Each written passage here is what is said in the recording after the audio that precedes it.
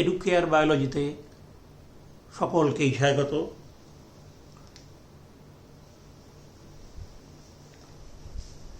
আজকে আমি আলোচনা করব হুগো ডি ভ্রিসের মিউটেশন তত্ত্বের পরীক্ষা। হুগো ডি ভ্রিসের মিউটেশন তত্ত্বের পরীক্ষা। আমি আগের ভিডিওয়ে মিউটেশন কি, মিউটেশনের বৈশিষ্ট্য ইত্যাদি সম্পর্কে আলোচনা করেছি। তাই এখনকার বিষয় হলো হুগো ডি ভ্রিসের মিউটেশন তত্ত্বের পরীক্ষা। হ্যাঁ, তিনি এই পরীক্ষার জন্য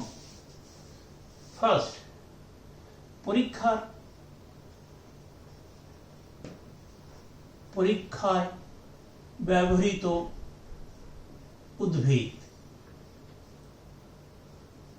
কি উদ্ভিদ দিয়ে পরীক্ষা করেছিলেন? হুগো ডি ভ্রিস তার পরীক্ষায় ব্যবহার করেছিলেন ইভিনিং প্রিমরোজ বা সন্ধ্যা মালতী, যার বিজ্ঞানসম্মত নাম ইনোথেরা ল্যামার্কিয়ানা। এই উদ্ভিদের বিভিন্ন বৈশিষ্ট্য নিয়ে তিনি পরীক্ষা বা পর্যবেক্ষণ বা তার সব কিছু করেছিলেন।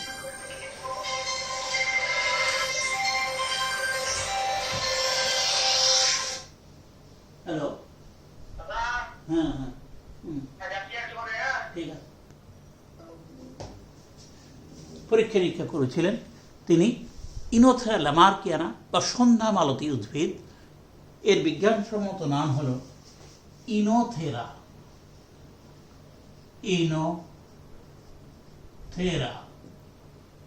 ল্যামার্কিয়ানা।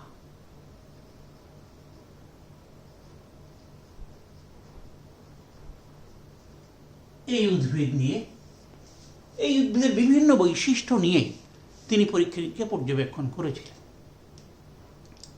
এবার আসি নেক্সট পরীক্ষা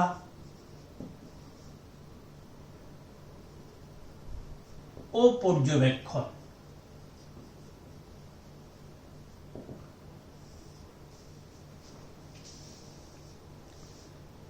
এই ইনোথেরা ল্যামার্কিয়ানা উদ্ভিদের স্বপরাগযোগ ঘটান। ফার্স্ট, স্বপরাগযোগ।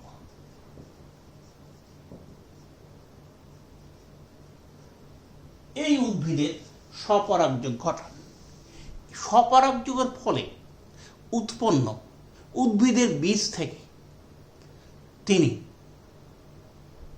নতুন উদ্ভিদ সৃষ্টি করেছিলেন। তাহলে স্বপরাগযোগ, বীজ, উৎপন্ন উদ্ভিদের বীজ রোপণ ও উদ্ভিদ উৎপাদন।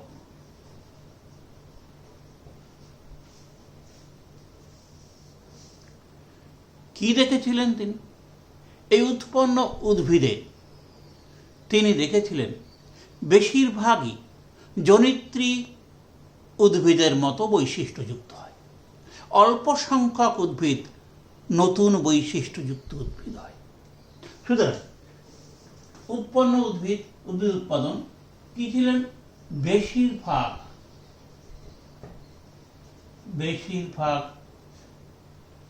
জনিত্রী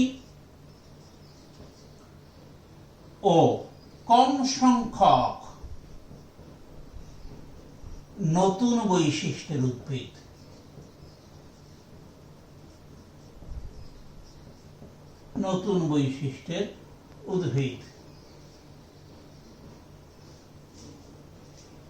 তিনি এই নতুন বৈশিষ্ট্যযুক্ত উদ্ভিদগুলিকে মিউট্যান্ট রূপে আখ্যা দেন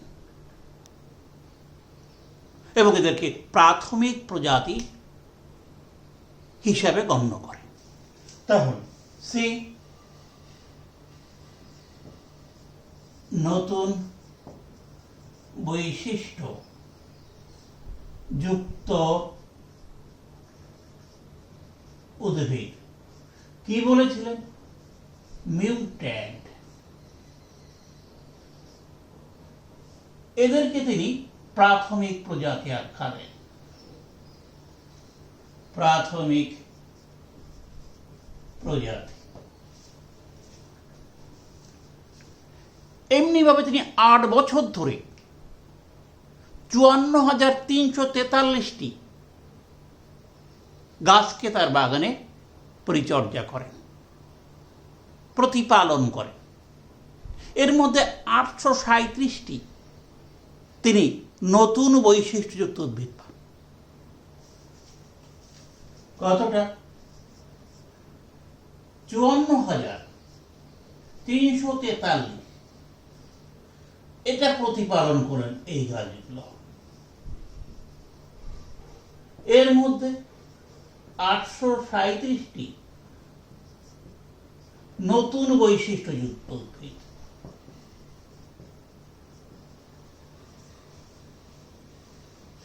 এই নতুন বৈশিষ্ট্য উদ্ভিদগুলোকে তিনি মিউট্যান্ট বা প্রাথমিক প্রজাতি রূপে আখ্যা দেন।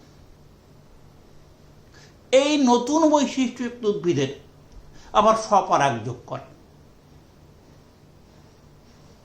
সেখানে তিনি দেখেন বেশিরভাগ নতুন বৈশিষ্ট্যের উদ্ভিদ উৎপন্ন হয়েছে, কম সংখ্যক ভিন্ন বৈশিষ্ট্যের উদ্ভিদ উৎপন্ন হয়েছে। তাহলে এই নতুন বৈশিষ্ট্য যুক্ত উদ্ভিদ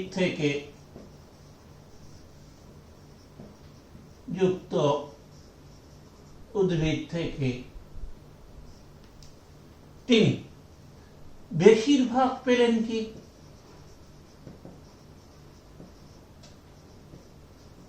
নতুন বৈশিষ্ট্য যুক্ত উদ্ভিদ ও কম সংখ্যক ভিন্ন বৈশিষ্ট্যের উদ্ভিদ বা আরো নতুন বৈশিষ্ট্যের উদ্ভিদ। ভিন্ন বৈশিষ্ট্যের উদ্ভিদ।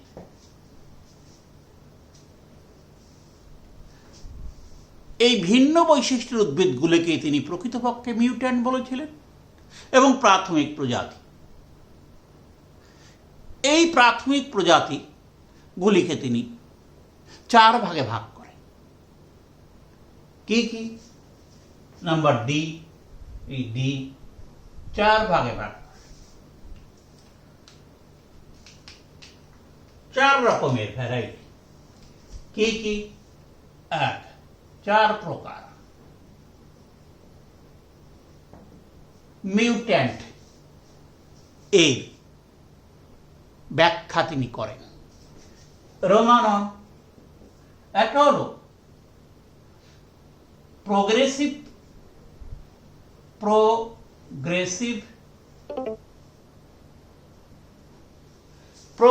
প্রজাতি,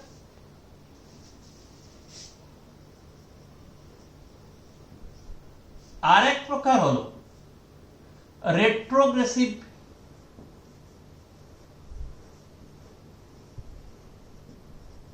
প্রজাতি, আরেক প্রকার হলো ডিগ্রেসিভ প্রজাতি, আরেক প্রকার হলো ইনকনস্ট্যান্ট প্রজাতি। এই প্রোগ্রেসিভ প্রজাতিগুলো উন্নত বৈশিষ্ট্যযুক্ত,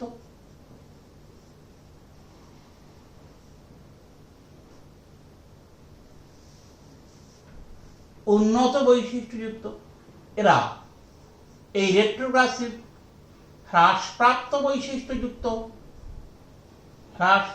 বৈশিষ্ট্যযুক্ত, এই ডিগ্রেসিভ এরা দুর্বল প্রকৃতির।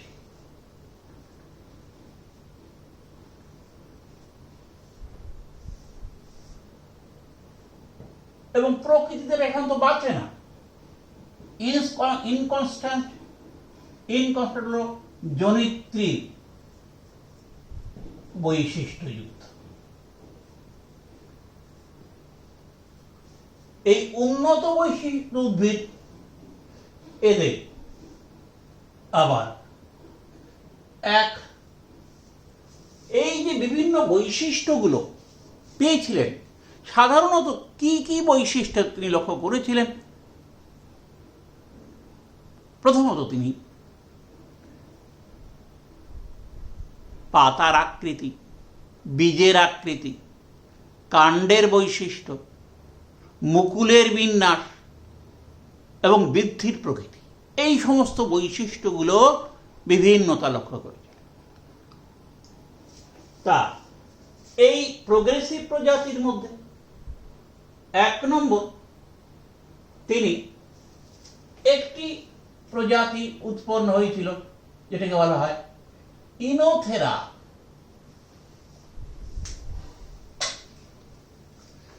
ইনোথেরা জাইগাস।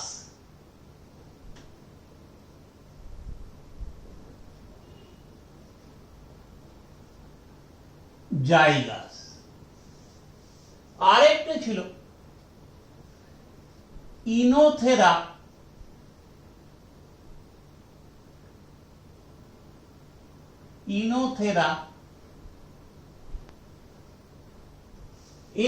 জাইগাস। আরেকটা হলো ইনোথেরা রুব্রিনারভিস।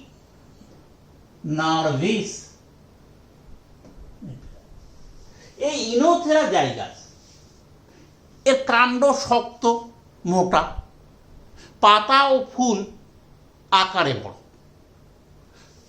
আর ইনোথেরা রুব্রিনারভিস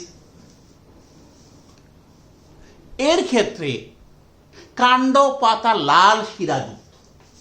কাণ্ড ও পাতা লাল শিরাযুক্ত। এদের ক্ষেত্রে দেখা গেল কাণ্ড শক্ত, মোটা, পাতা ও ফুল আকারে বড়। আচ্ছা, এই যে হ্রাসপ্রাপ্ত বৈশিষ্ট্য দুটো প্রজাতি, এর মধ্যে ছিল এই যে রেট্রোডাল প্রজাতি ইনোথেরা ন্যামেলা। আরেকটা ছিল ইনোথেরা ল্যাভিফোলিয়া।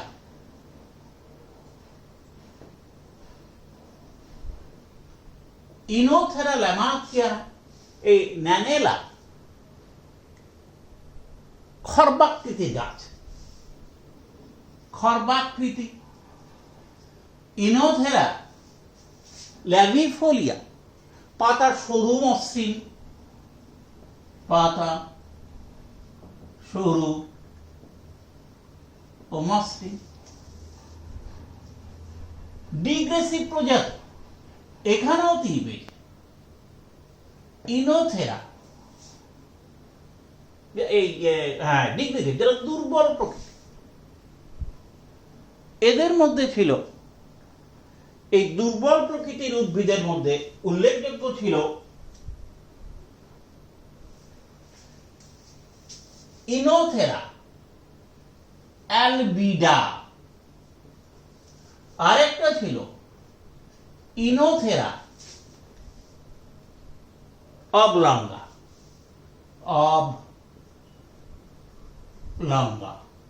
এই ইনোথেরা অ্যালবিডা এরা ক্ষারক সংশ্লেষ করতে পারে না, ক্লোরোফিল বিহীন। আর ইনোথেরা অবলঙ্গা এদের পাতা আয়তাকার। আর যেটা ইনকনস্ট্যান্ট জনিত্রী বৈশিষ্ট্য, এর নাম ইনোথেরা ল্যামার্কিয়ানা।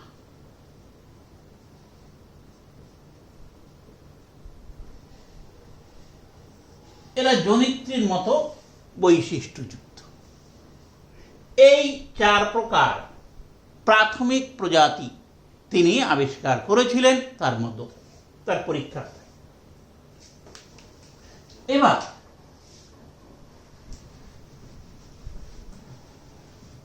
তার পরীক্ষায় তিনি কিভাবে কাজ করেছিলেন সেটা একটু আমরা দেখাই। স্বাভাবিক উদ্ভিদ, স্বাভাবিক উদ্ভিদ এর স্বপরাগ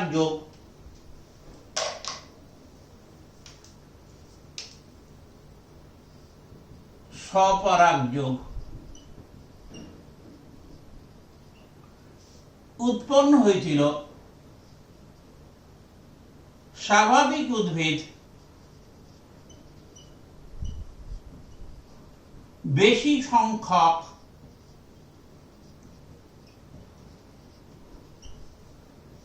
নতুন বৈশিষ্ট্যের উদ্ভিদ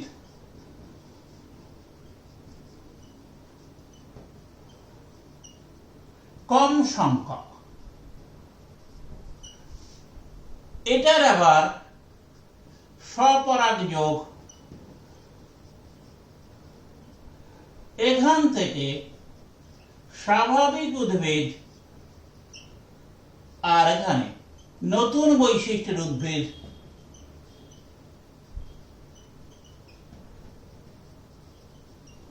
এটা কম, এই বেশি সংখ্যক, আর এটা হলো কম সংখ্যক।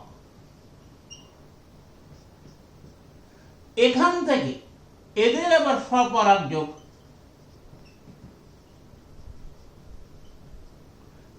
এখান থেকে এই নতুন বৈশিষ্ট্যের উদ্ভিদ বেশি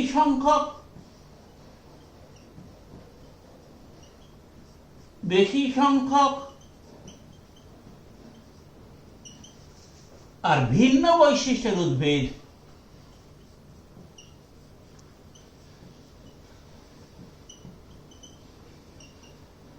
কম সংখ্যক। এই যে বিভিন্ন রকম বৈশিষ্ট্যের উদ্ভিদ উৎপন্ন হয়েছে, জনিত্রী উদ্ভিদের মিউটেশনের ফলে উৎপন্ন হয়েছে। এর থেকে তিনি সিদ্ধান্ত কি করলেন? সিদ্ধান্ত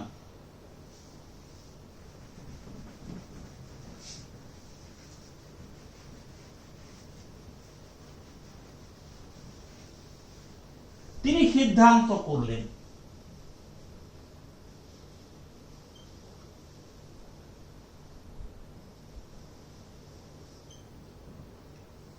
এক নম্বর, এই যে নতুন বৈশিষ্ট্যের উদ্ভিদ জনিত উদ্ভিদের মিউটেশনের ফলে সৃষ্টি হয়েছে, নতুন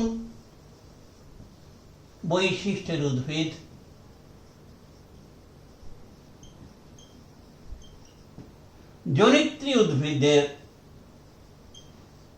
জনিত্রীর মিউটেশনের ফলে সৃষ্টি হয়েছে।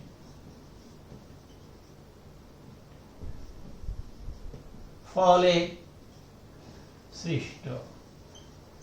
নাম্বার 2, এই যে মিউটেশনের ফলে সৃষ্ট উৎপন্ন উদ্ভিদ, এটা আকস্মিকভাবে হঠাৎ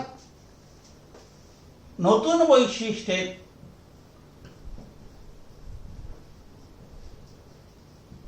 উদ্ভিদের উৎপত্তি আকস্মিক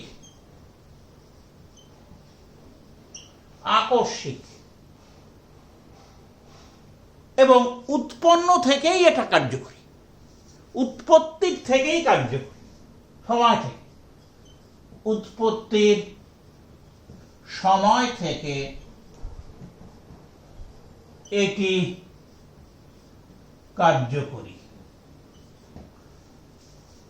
সুতরাং এই পরীক্ষা থেকে হুগো দে ভিস তিনি এটাই উল্লেখযোগ্যভাবে প্রতিপন্ন করলেন যে মিউটেশন হঠাৎ বা আকস্মিক উৎপন্ন হয়